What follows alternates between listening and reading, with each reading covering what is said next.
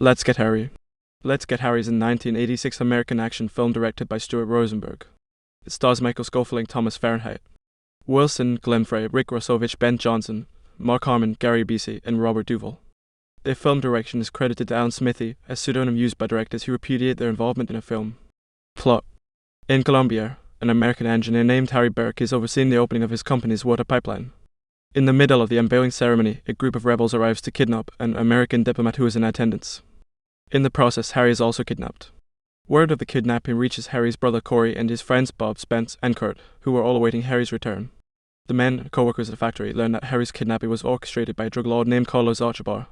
Corey and Bob travel to Washington, District of Columbia, to seek assistance from the U.S. government, only to be told that there are no plans to mount a rescue.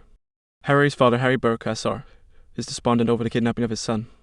Kurt reminds his friends that they all personally owe Harry something, and that their only choice is to rescue him themselves. Despite some resistance and skepticism from Kurt and Spence, all the men eventually agree to go. Before heading to Columbia, they enlist the financial help of a sympathetic local car salesman, Jack, who insists on going along as a condition of funding the rescue, and the military expertise of a mercenary named Norman Shrike. Due to the urgency of the mission, Shrike is only able to give the group perfunctory training in military tactics. Once in Columbia, the group encounters resistance, both from local officials and from the U.S. government. The group eventually lands in jail after being set up by one of Shrike's contacts who was going to supply them with weapons.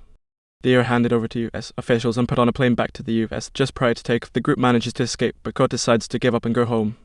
The group resumes their trek toward Archibald's camp. Eventually, they are engaged by rebels. Shrike is killed in a firefight while saving one of the men's lives. The group ventures on with the help of a local woman, Veronica, and they eventually find Archibald's hideout. In the ensuing shootout with Archibald's men, Jack is killed.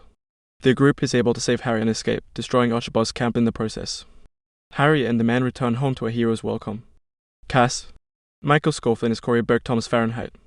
Wilson is Bob Pachowski, Rick Rossovich is Kurt Klein, Ben Johnson is Harry Burke's sister Glenn Frey is Spence, Mark Harmon is Harry Burke Jr., Gary Busey is Jack, Robert Duvall is Norman Shrike, Elpidia Carrillo is Veronica, Matt Clark is Walt Clayton, Bruce Gray is Ambassador Douglas J. Hardin as Dean Riley, David Hess as Mercenary, Pirino Mascarino as Pinilla, Gregory Sear as Alponso, John Wesley as Mercenary, Sibyl Domins as the lead military. Production. In the director's cut of the film, Mark Harmon does not make an appearance of any kind until the final rescue sequence. Prior to the planned release, Harmon's popularity grew dramatically due to his work on Street Elsewhere and being named Sexiest Man Alive by People magazine, and the producers wanted to make Harmon more at the center of the story over Rosenberg's objection. Additional footage was shot featuring Harmon's abduction and being held as a hostage. As a result, Rosenberg renounced the film, deciding to be credited as Alan Smithee. Release.